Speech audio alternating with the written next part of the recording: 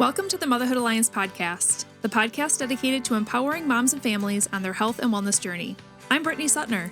And I'm Andrea Rinkus. Together, we're here to explore holistic approaches that go beyond conventional medicine. Each week, we dive into topics that matter most to you. Everything from nutrition and mental health to alternative therapies and natural living. And whether you're a new mom navigating the early stages of parenthood or a seasoned pro looking for new ways to support your family's well-being, you're in the right place.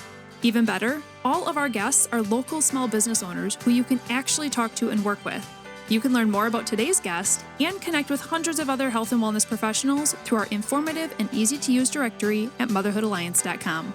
Before we get started, keep in mind that this podcast is for informational and educational purposes only and is not a substitute for personal healthcare advice. Please consult your healthcare provider before making any changes based on the podcast content. Thank you for joining us on this journey. Are you ready to help your family thrive? Let's get started. Hi friends, we are Britt and Drea from motherhoodalliance.com, and we are excited to welcome you to a 4-episode series with Tabitha Uitenbroek, who's a board-certified family nurse practitioner and the owner of Löyly Family Practice based out of Appleton, Wisconsin. Since Tabitha was young, her mom recognized her as a natural caregiver, so it was no surprise when she became a certified nursing assistant in her teen years. After later finishing nursing school, she spent 13 years in hospital-based nursing, gaining experience in surgical care, orthopedics, and emergency care. Eventually, she felt too helpless within the corporate machine and wanted to be able to help patients on their own terms, so it became clear that pursuing additional training to become a nurse practitioner so she could start her own independent practice was next.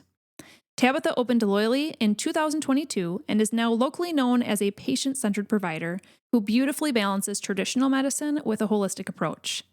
She loves what she does and often says, "I'm here to stay because God has planted me squarely in this place." Tabitha is married to her husband, Andy, who's a freelance graphic designer, and she's a mom to 2 amazing boys, Oliver and Leaf. Tabitha and her husband creatively homeschool between both of their workloads, and as a family, they love to travel together. We recommend listening to this 4-part series in order, as many of the episodes reference prior episodes from the series. We had fun discussing some higher-level topics, like the importance of choosing a patient-focused healthcare provider in episode 1, and why self-pay is smart even when you have insurance in episode 2, along with some life application conversations, like how to take a preventative approach in your family's health journey in episode 3, and preventative medicine, which labs should you get and when, in episode 4. Okay, friends, get ready to learn a lot from Tabitha. I sure did. Let's dive into today's conversation. Welcome back, everybody. We have Tabitha here for our 4th episode together. Thank you, Tabitha, for joining us for all of these. Yeah, it's good to still be here. It has been so fun. And today we're going to be diving into a more specific topic. We're going to be talking about preventative medicine, which labs should you get and when. So I think my first question to jump into this is, when you say labs, what does that actually mean? Is that like blood draws? That would be the traditional interpretation of labs. The broader term would be diagnostic testing or screening testing. So that could be stool, saliva, urine, blood, any of the above. Okay, that helps. Hair? Is there hair testing? Yep. Okay. Yeah, that is a newer thing. I mean, it's been around forever, but it's newer in the mainstream hair and mineral analysis and other forms of nutritional testing through the hair. I have not gotten into that personally as a clinic, but there's a lot of online resources. Interesting. Yeah. Well, something more to learn about, because there's always more Future to learn podcast. about. Yeah. So can you tell us a little bit about preventative labs versus medically necessary labs? Yeah. That comes back to insurance question, as well as maybe more of a corporate policy of what would be covered annually. But broadly accepted as screening labs would be things like a blood count, a metabolic panel, thyroid screening potentially for a woman of childbearing age or with symptoms, and then also cholesterol, lipid, triglyceride. Those would be considered more of a screening. There's a broader net, but that would be the basic. Okay. And then when somebody gets lab results back, it has their number, and then it also has a normal number. But I've also heard ideal. I don't know, is that listed on that paper as well? Or what is the difference between normal range and ideal range? Right. It's not generally listed. More of the naturopathic labs might have something like that, where you could give a more of an ideal range. But in general, in healthcare, no. It's whatever that healthcare lab under their director has decided is normal, which could be influenced by national standards for normal, could be influenced by the equipment that they use. So you could see a difference from, let's say, if you had a blood count drawn at Ascension versus ThedaCare, there could be a slight difference between what they would deem as normal labs. Same with the vitamin D. There's a different range there depending on who's interpreting that lab. I also think about, what does that number actually mean and who is it comparing it to? Is it like you said, it could be a national standard type thing. But our health has changed over the years. So what actually is normal? Is it like normal of, the last couple of years health? So, how does that compare to 50 years ago when people's diets and everything was way different? Do you know how often that number changes, or how do they allow the cultural influence of how people's healthcare in general has changed to influence that? Well, that's a good question. There's certain things that wouldn't be good to change. So just because our diets have changed, our lifestyles have changed, that doesn't necessarily mean our thyroid hormone levels should change for what's normal. But it should change our expectations for screening for glucose, for example, or for inflammation markers, things like that. Additionally, new research tells us how important things are like homocysteine. That was never something I talked about as a new nurse. So there's different labs that can be utilized now that wouldn't have been recognized earlier. As far as how often are those ranges evaluated, regularly, depending on the particular lab policy, but they're not often changed. It takes either really groundbreaking research or honestly a problem with patient care to drive much of a change, but they are tweaked or at least reviewed annually. Yeah. And I think when I was asking that, I was asking from the normal range standpoint. It's like, I don't want what's average or normal in today's society. I want optimal. So like, do we have to look at, almost look at like other cultures that are way more healthy than, let's just say, America. So that's where I was kind of questioning, do those numbers change to be, what does normal mean? Does it mean averaged? Oh, no, it means normal for a healthy individual. So it's not average. It's not like a growth chart saying if a kid is this many inches tall and this many pounds or kilograms, they're on the 50th percentile. That's more of an average with their peers. A lab normal for a red blood cell count or a glomerular filtration rate of your kidney, that's not the average of other humans in your category. It's what the normal should be for a body. Okay. And then if we want to know optimal range, where do you go to find that? A lot of opinions. So many of those kind of questions within healthcare are going to be biased. Anything you ask of me will have an element of science and an element of personal experience, which can lead to bias. So you have to find that healthcare provider who's equipped to interpret the labs and then give you their opinion on what that means for you or what your normal could be. So when I do a screening blood panel, somebody comes in, they say, yep, I'm healthy and well, I just want to check up. And then I say, okay, do you want some lab work? And they may say, yeah, what do you recommend? And I'll say, well, blood count, kidney, liver function, electrolytes, those are a great place to start. And then we do those. When I get those labs, I don't just look to make sure nothing is highlighted abnormal. I look to see, are they on the low end? Are they on the high end? Or I'll say, that's interesting. Their, red blood cell count is on the low end of normal and their cells are really big. They must be having some anemia struggles. And then I look at their RDW to see if they're making a bunch of new red blood cells too quickly, that they're changing over too fast. That would be a sign of potentially blood loss. So I'm looking at the whole of that lab work, not just, oh, yep, you're in the normal for everything. Sure. No, that is really helpful to understand what you're looking at as a provider. So as an independent provider, are there any labs that you don't offer? There's some that require like immediate freezing, immediate testing that are just not possible for me to do in an independent site without a lab on site. So I draw labs and I send them overnight either to Florida or to another lab in West Bend, depending on what the test is and what the cost is. And so sometimes I am limited on blood clot testing, for example. That's a little bit difficult for me to do logistically. So then I would order that through whatever area health system a patient wants to go to. I can send the orders over there to be done. Okay. Yeah, that is helpful just kind of as an overview of when we're talking about labs and blood, specifically how do you understand and decipher what all this means? But let's dive into kids a little bit. Are there any preventative labs that you would recommend for kids as they're growing? Not necessarily. There is an expectation in the state of Wisconsin in particular for lead testing for children who are in homes that are, of a certain age or depending on their insurance. So there are some lead testing requirements. I use requirements loosely because we always have personal choice, but that is a thing. But in general, I don't recommend screening labs unless there's a specific symptom or complaint or family history that a parent is worried about. Okay. And if there was an instance of that and a kiddo was going to have a blood draw, let's say, that can be pretty scary for them.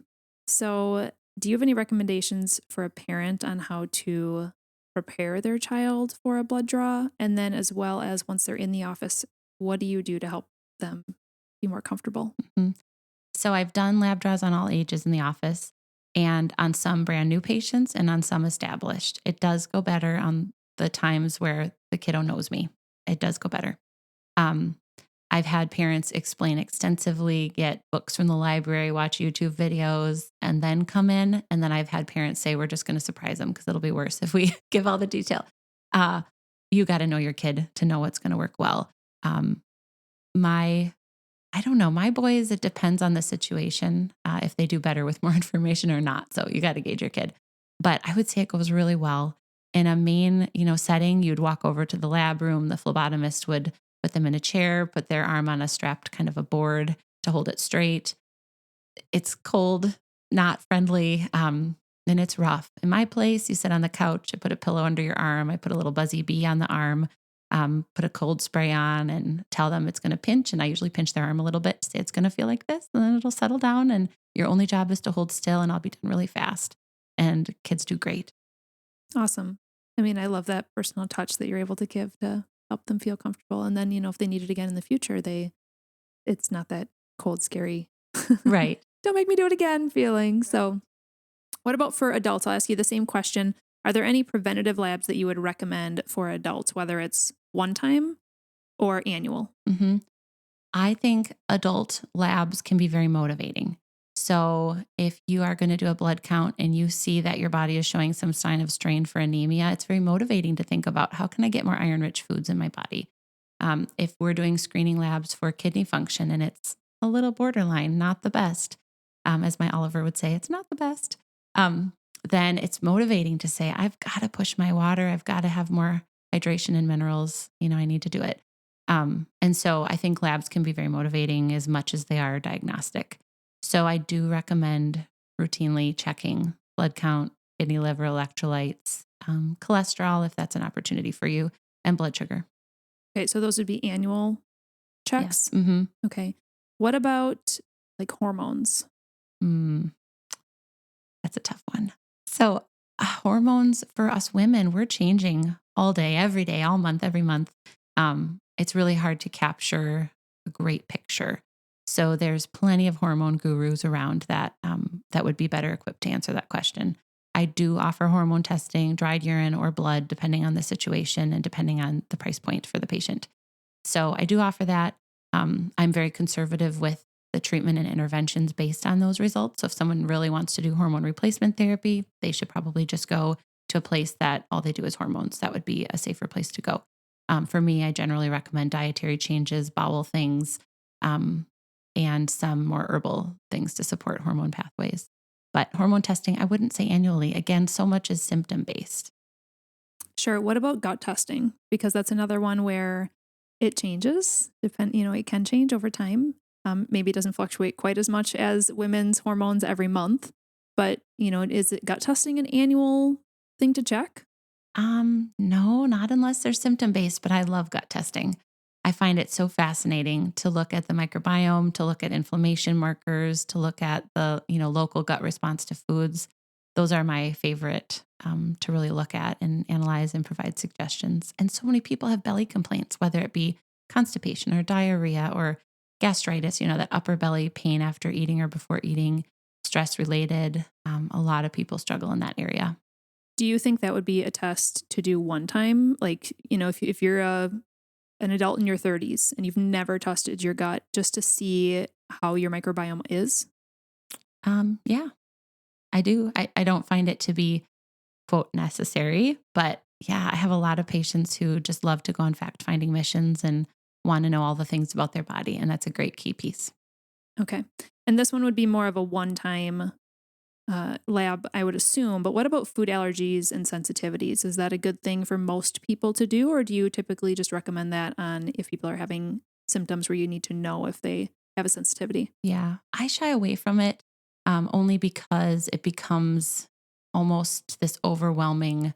Now I have to think about every single thing that I eat, which is good. I've been hearing the term lately be an ingredient household, have ingredients that you have to put together for a meal versus open a package. So if you're putting the ingredients together, it's pretty easy to avoid things that you may be sensitive or allergic to. Um, but maybe it's not an area you need to focus on. I think some of our testing is a little bit flawed in the sense of some foods just tend to pop up more often than others on those sensitivity tests. And maybe it really isn't a sensitivity for you. And now you've eliminated it from your diet. So with caution, more with symptoms, I would say. Okay. And then inflammation is all the buzz, obviously, for numerous reasons. It's a good thing to be talking about. People need to be continuing to talk about it. But are there any specific labs that can point to if you have internal inflammation that may be causing issues? They're not specific in general, though, to what's going on. So if someone comes with chronic headaches or a skin flare kind of an issue, we can do a couple different markers for inflammation. One of them will tell us if there's more of an infectious source. The other is just more of a broad inflammatory marker. Doesn't really tell us where. It just gives me that information of you got to look further. This is a bigger issue for this patient, or it's not showing systemic inflammation. It could be just more of a localized response. Okay. A lot of testing in family practice is designed to identify, there's a problem in this direction. You should go see rheumatology. You should go see nephrology. You should, push towards more of a specialty. I try to keep patients as much within my scope as I can, but occasionally I do have to refer out to specialties for more of that specific testing. Okay. And that leads into another question that I had of who is qualified to read a lot of these labs? So you already kind of said if it comes to hormone testing, you're like, I feel like you'd be probably a better fit with somebody who specializes in that, right? Are there any other ones outside of hormone testing that you feel like you really should go see a specialist that has a lot more education than a general practice doctor? Right. And I should clarify and say I do interpret those labs and I do provide suggestions, but for the really complicated or people who really want to do replacement, they should go elsewhere. So for anything else, allergy testing, honestly. So I will do the blood draw. I do have a single tube lab that shows a lot of environmental and food allergies and sensitivities. But then what are we going to do about it? So I'm not a nutritionist. I'm not an allergist. So sometimes it's best served for the patient to just start with that guru, that expert, rather than start the train with me. But generally, I'm a good starting point. Okay, that is very helpful.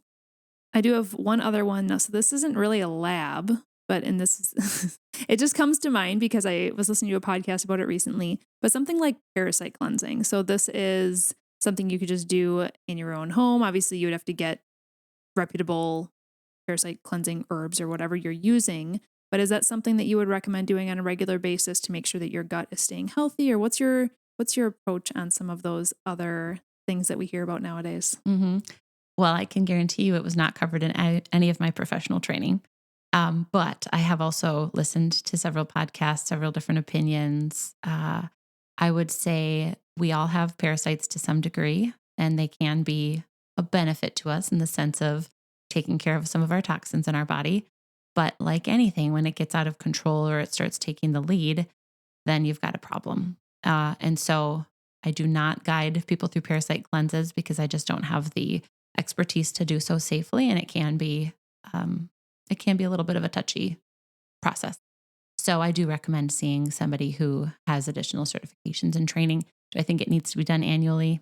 Again, my same answer of depends on the situation. But you'd probably lean more toward you're not having symptoms or any type of challenges, then it may not be something you need to pursue, right? Yep. And then the follow-up statement would be, but who isn't having some sort of a problem? Who doesn't have some sort of an issue with stubborn weight loss or sleep or headache or, you name it. So if you've tried everything and you haven't tried that, it would be a great place to go. Okay. What are some common symptoms or conditions that are caught with labs? Like, can labs catch if you have cancer somewhere in your body?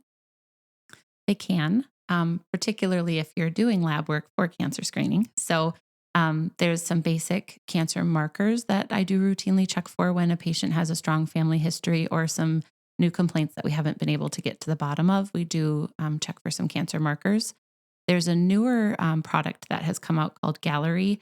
We'll include the link in the notes for that one as well, but it's showing really high sensitivity, meaning it's really accurate at picking up certain cancers once they've entered the bloodstream. Things like particularly liver, head and neck cancers, esophagus, or pancreas, which have boomed in the last 4 years-ish. Those have really increased nationally. So there is more intensive blood work you can do if it's clinically relevant for you.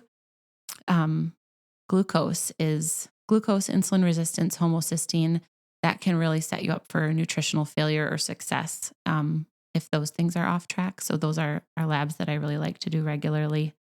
And continuous glucose monitors, they're now available without a prescription.